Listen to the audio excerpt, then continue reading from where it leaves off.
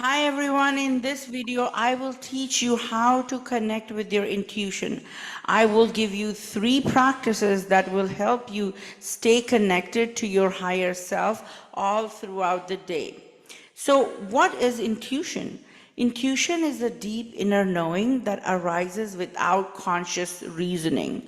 It is the gut feeling, that immediate sense of something being right or wrong for you, or the quiet nudge that gives you a clear answer when logic fails to provide clarity.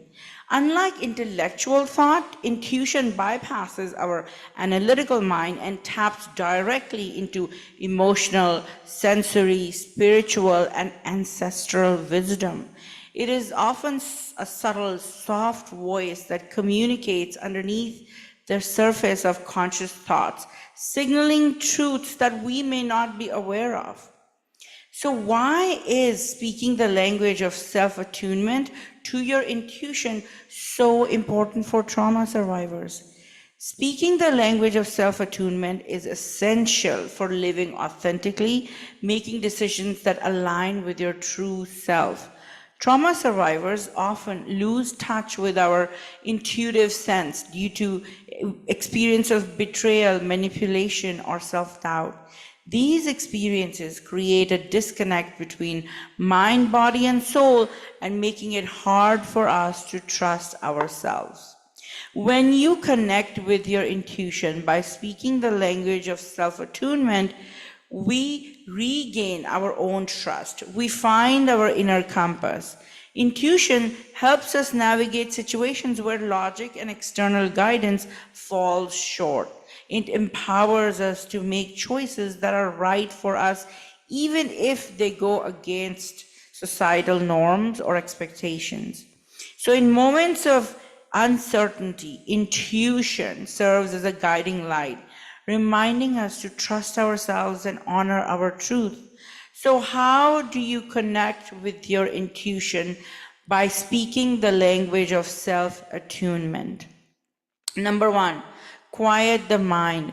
Regularly practice the foundational self attunement practice that I taught you in the previous video.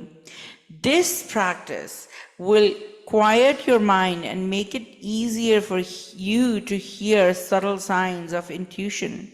And how do we do this practice? You start by focusing on your breath. Speak the language of self-attunement to yourself by bringing awareness, understanding, and your presence to the present moment. Number 2, attune to your body. Intuition often communicates through bodily sensations, such as a gut feeling, a tightness in the chest, or butterflies, or a tingling sensation on your back, right? As you become more aware of these sensations, notice how your body reacts to different situations and different people. Noticing and journaling about these physical responses to specific situations can help you identify patterns and build understanding and trust with your body.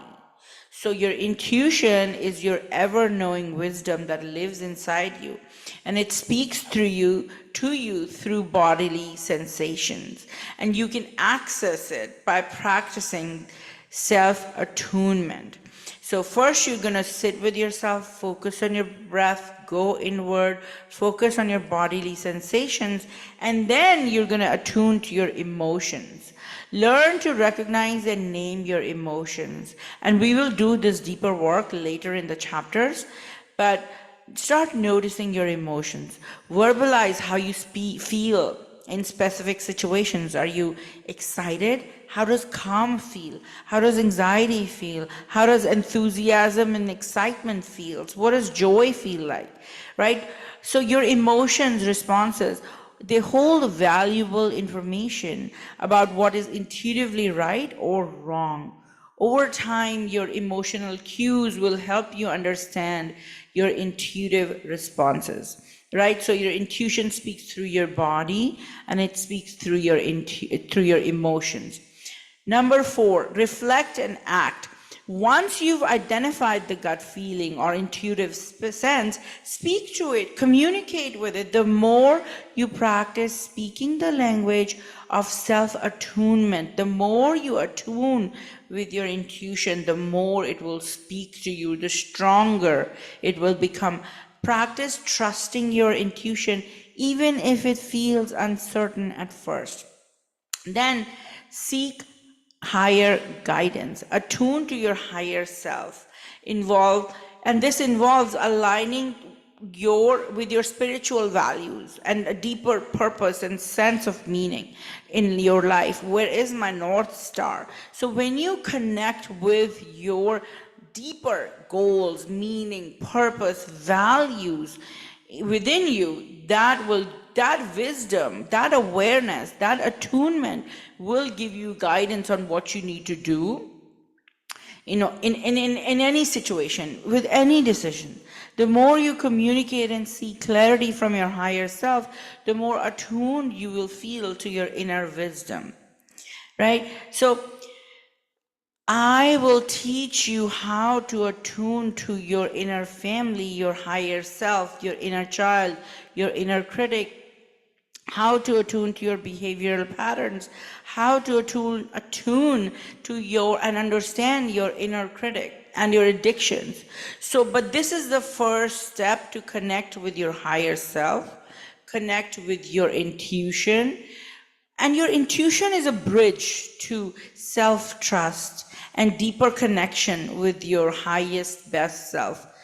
We speak the language of self-attunement to communicate with our intuition and to hear clearly the messages it brings to us from the divine, right? So my hope for you is that you will use self-attunement in your daily life. So self-attunement in your daily life as a self-love practice.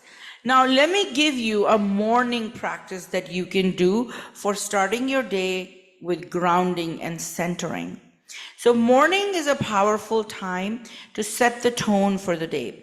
By beginning your day with grounding and centering rituals, you create a strong foundation for self-attunement that can keep you centered through the challenges. So every day, start your morning with a few moments of stillness. Before you reach for your phone or you start your daily tasks, take a few breaths and bring your attention inward. You might choose to meditate, stretch, or simply sit in silence, focusing on your breath or focusing on being with yourself, conscious presence, right? This practice helps you tune in to yourself before the demands of the day take over. So next, once you're sitting with yourself in the morning, few moments of connection, then you will set an self-attunement intention of the day.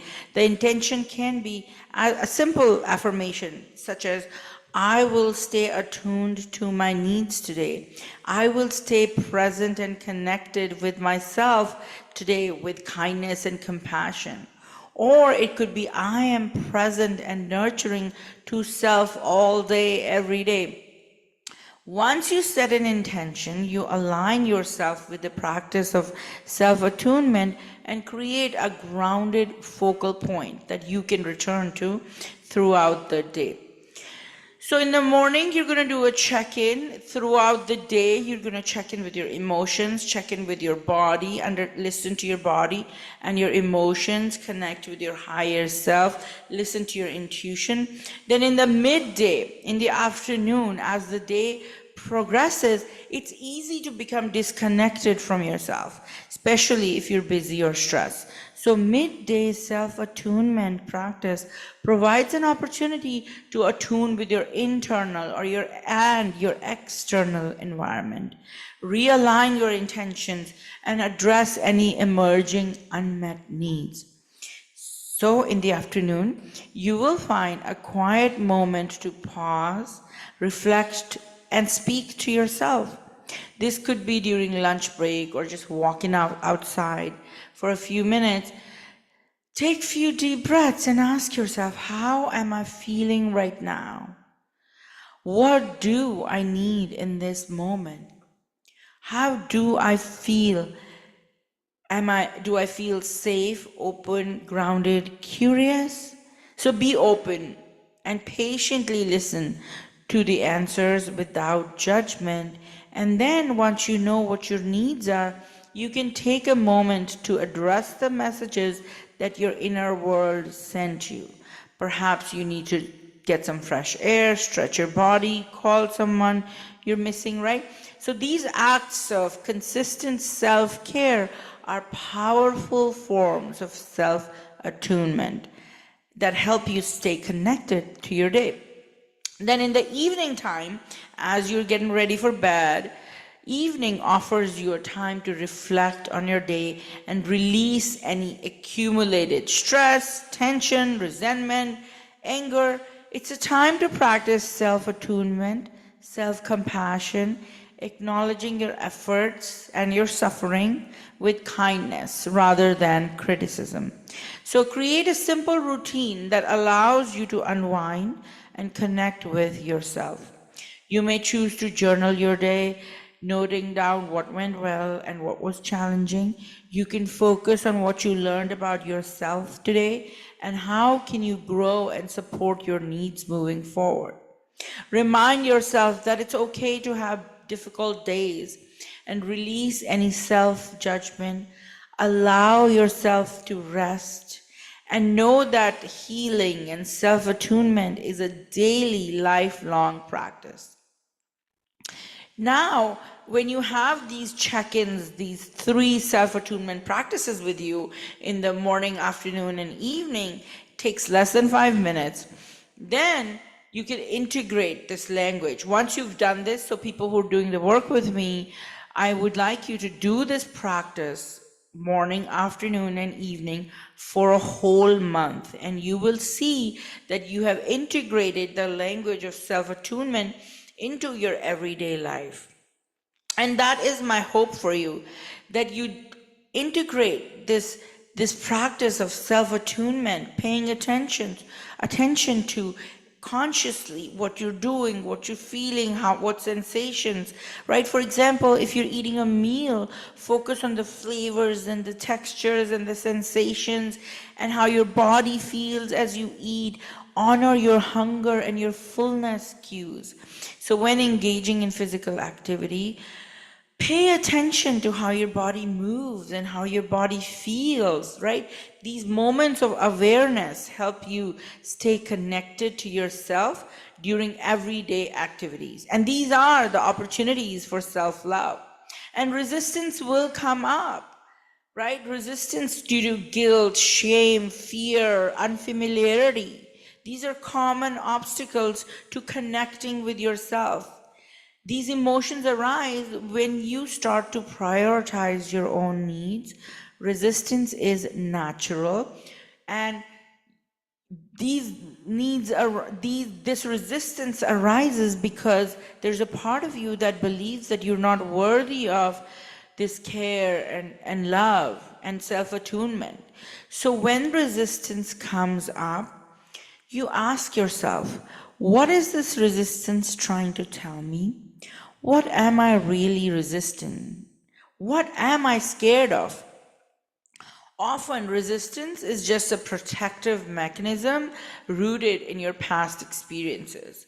So acknowledge this resistance without pushing it away and gently speak the language of compassion, of self-attunement, of acknowledgement, of recognition of what's happening with you, right? So first you recognize that there is resistant energy present, and it's often rooted in past trauma and in past beliefs. Then you practice self-compassion and you give yourself hope and strength, acknowledging that healing is a difficult process, that you are in the process, attuning to yourself and getting to know yourself before you begin the journey of healing yourself. So this is my hope for you, that as you do the work this month to self-attune to your mind, body, and soul, I would like you to start these 3 practices and handle resistance with love and care.